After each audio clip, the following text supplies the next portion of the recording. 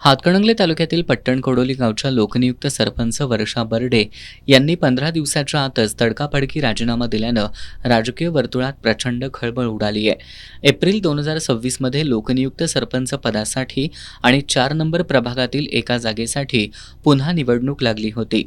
लोकनियुक्त सरपंच पदासाठी वर्षा बर्डे यांनी उमेदवारी अर्ज भरण्याच्या शेवटच्या क्षणी कृष्णात मसूरकर गटाकडून एकमेव अर्ज दाखल केला होता। त्यामुळे त्या लोकनियुक्त सरपंच म्हणून बिनविरोध निवडून आल्या होत्या। पण आता अचानक त्यांनी राजीनामा दिला असून त्यांच्या राजीनाम्याबाबत गावात आता उलटसुलट चर्चा सुरू आहेत। हा राजीनामा कुणाच्या दबावाखाली की स्वेच्छेने दिला याबाबत अजूनही कमालीची गोपनीयता बाळगली जातेय। वर्षा बर्डे या मूळच्या बुलढाणा जिल्ह्यातील असून गेल्या 4 वर्षांपासून त्या पट्टण कोडोलीमध्ये वास्तव्यास आहेत।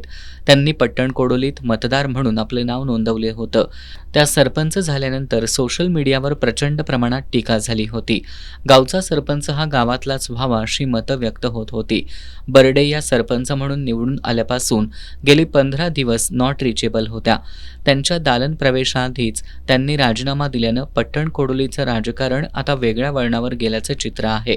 त्यामुळे आता पट्टण कोडोली ग्रामपंचायतीवर प्रशासक येणार की पुन्हा निवडणूक लागणार याची सर्वांना उत्सुकता लागली आहे।